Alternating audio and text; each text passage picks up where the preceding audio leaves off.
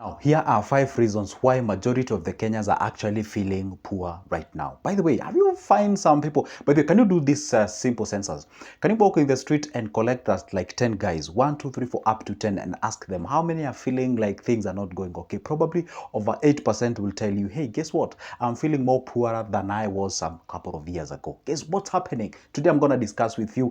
And by the way, the issue is not just discussing. At the end of the video, I'm going to share with you what should be the solution and what exactly can you be able to do so that you salvage yourself out of this menace that majority of the Kenyans are actually experiencing. All right, by the way, let's get into the point, but don't forget this. These videos I'm actually sharing to you or with you for free. I ain't charging you nothing. The only thing I want from you as a favor, honestly, just as a favor, all right, is to subscribe to this channel. And by the way, also has a good return for you because you'll be notified whenever I upload a new good video. And I know you're asking, how do you subscribe? Okay, fine.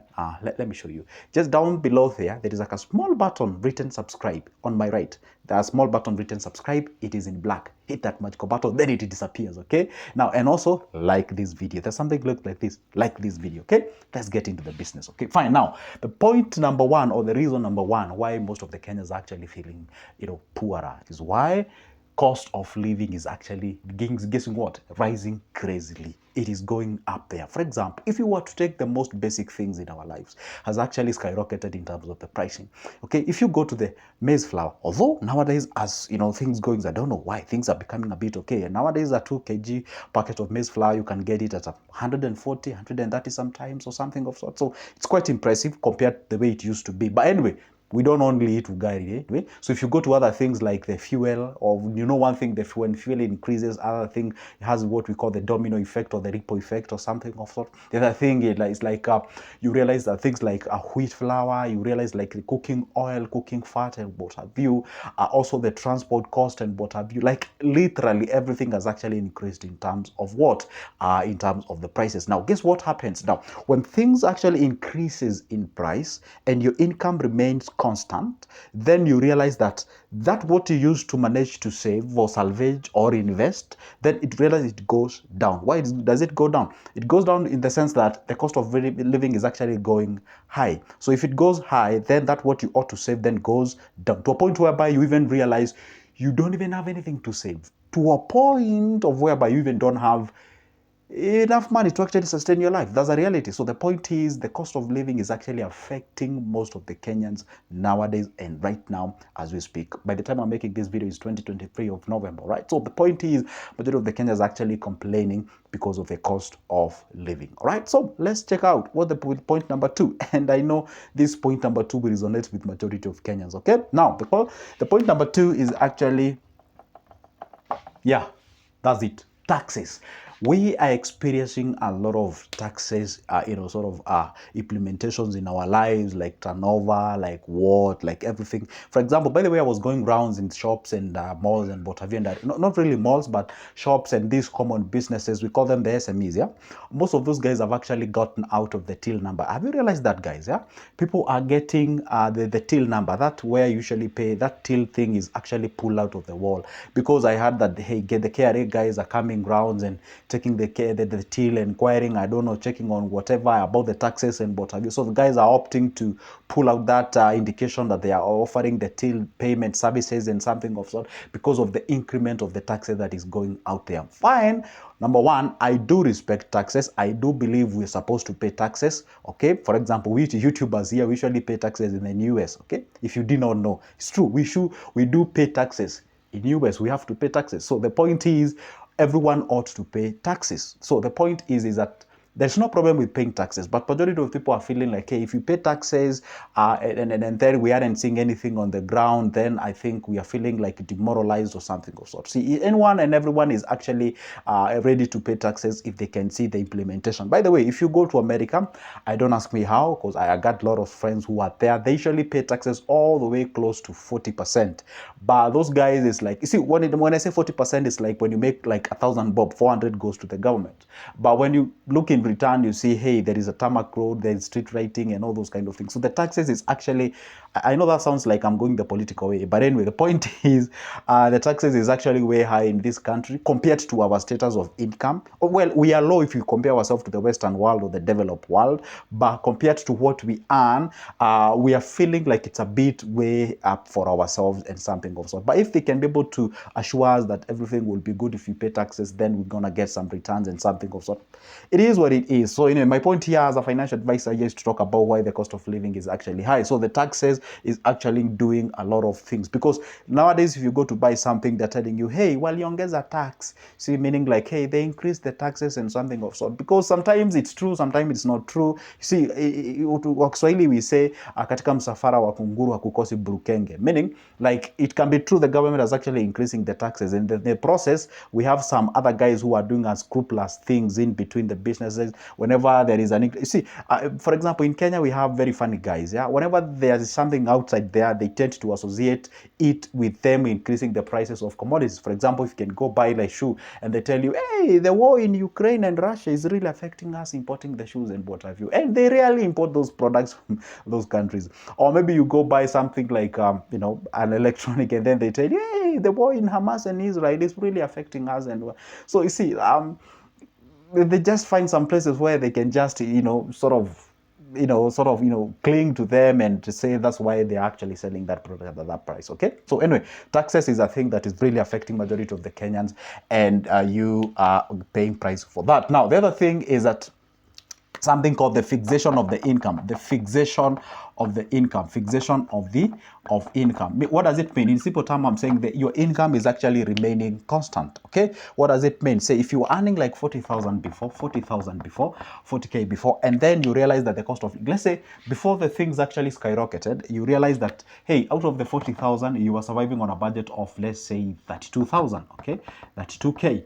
But now everything has actually increased to a point whereby now you're actually surviving on a budget of 38,000, 38K. Now you're only remaining with 2K, which is savable and investable. And remember one thing out I always say, this 38K, this is for sustainability. And the 2K, which is actually investable, is what we call for the development. And any nation, I'll give you a secret, any nation and any individual, because the development of a nation starts at an individual level. That's the reality. So when you divide these two sections of the money, that 38,000 to sustain your life, to eat, to drink, to transport yourself, to pay school fees, pay debt, and all those kind of things, that's for sustainability. That does not make you develop. That's for a fact, okay? And now you're remaining with only 2,000. And this 2,000 is what you, my friend, this 2,000 is what you're supposed to be salvaging, save it, invest, or maybe save it, accumulate, store it, then get it, start a business, employ another person. Then you've gotten one person out of unemployment. You get what I'm saying? But when the basket of actually that what you can actually save to invest is actually going low, then it means there is no way government can actually solve the problem of unemployment by itself. It's a combination of both government and the private sector. You see, and the private sector, if they can be given the capacity to actually employ more people, is by them experiencing a good atmosphere to invest. That's investment 101, okay? So the point is, when people are actually saving less, they are feeling poor, okay? So if they feel poor, then the period, if they were to take, let's say, 2 years to accumulate maybe, let's say, 100,000 for them to invest, it's gonna take them like 4 years. With the current rate at which we are going on, then it means that more people will gonna do what? And you can know what will happen if the employment goes up and up and up. Also, that one has a ripple effect. It has some problems, okay? Anyway, we go to the next point. The next point about this is, the other thing, this is more of a characters of Kenyans that is making them actually get into the problems. And this character is called sherehe and partying and all those kind of things. You see, Kenyans, whether they have money, whether there is increment of taxes, where there is whatever they are earning, Kenya is known for partying animal. Okay, for example, I usually watch some of the international YouTubers coming in Kenya and exploring our beautiful country, and then they go to they always, most of them, they forever upload a video saying, how is the Kenyan nightlife? And or close to all of them, they will say, I am telling you, in Kenya, if there is a place where they throw party, even early in the morning, it is in Kenya. Kenya is quite an important country when it comes to party throwing and party, what should I say, those guys who love partying and what have you. And they do not understand one thing. These party things and sherehe actually is what is eating them the money away. I'm not saying people should not have parties. No. What I'm saying is this: if you do so in a controlled manner, whereby you party with what you know has been left actually after you investing, after you paying all your bills and all those kind of things, that what can actually do good for you. Because, guess what, guys? Whenever you realize that there is an increment of cost of living and you're still maintaining the character that you're having before the actual cost of living rising, then it means that you're going to get yourself into lots of problems. So this is a character that I've seen with majority of Kenyans, and they just wait for Friday. And guess what they say? Thank God it's on Friday. Then we can go out there and throw parties. And saying that it's not good to do so. It's good to do so after you've done what we call the appropriate, things and location and management and what have you. Let's go to the last point so that I tell you what you're supposed to do.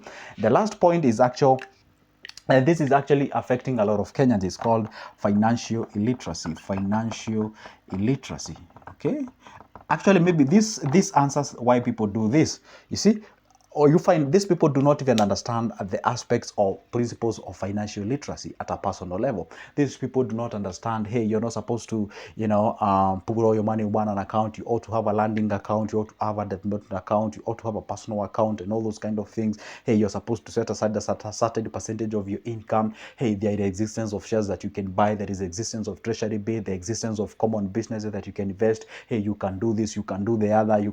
They don't understand all those things. They just feel they don't understand that money ought to be perceived as a tool to make more of it rather than a product to be consumed. So for them, they just feel, hey, you see, and somehow I do agree. I do understand, brother, why they are doing so, because let's just be sincere. Let's not lie to each other. Our generation, me and those guys who are, let's say, a little bit above me and kwenda chini, you find like most of us, we were born from less fortunate families, and some of the things that we usually get nowadays, we used never to get them. So what happens is that, hey, you always told yourself, like, or you always talk to yourself and said, hey, whenever God is gonna give me an opportunity to actually get more money, I won't be able to bring my kids the way I brought up myself, and I'm gonna be doing this because I never had this. For example, I'm gonna give my own simple example. In our family, we used to we didn't used to eat chapatis like every time and beef and what have you. So I used to say, hey, whenever I get money, I'm gonna be eating beef or nyama or meat like every time and any time I want to do exactly that. So, and by the way, up to date, I really eat that thing. Well, maybe that comes all the way from where I was born and all those kind of things. But the point is, sometimes we're overdoing it, and it's going to an extension whereby we actually constraining our pockets, and that's what we can be able to save. Okay, fine. Now, the point is this. Now, what can you do? That's the point. That's the most important thing. What can you do? What you can be able to do is to understand the cost of living is actually going high. If it's above the cost of living, whenever the cost of living is going high, adjust on yourself. This one, I've made a video about it. Go check it. You see, whenever there is an increment in the cost of living, actually downgrade yourself where possible. Okay, live below your means, and you do not have to actually do all those things. The other thing is this: if you have to throw parties, do so after you've actually salvaged some of your money that is out there. The issue about taxes, I do not have an answer to that.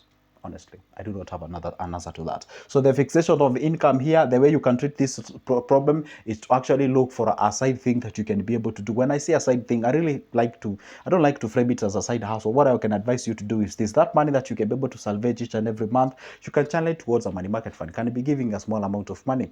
You can actually go out there and start a conventional business where can be earning you supplementary income, or aka passive income or baby money. All right. The other thing is that when it comes to financial literacy, be able to go out there, listen to the guys who are actually offering this information when it comes to finance and literacy. So if you actually engage yourself in this, you can be able to get the understandings of what is money, how to use it, how to utilize it, and where to utilize it from, so that at least you can grow yourself. Now, is there that a specific button that you can press and be able to shift or return the things?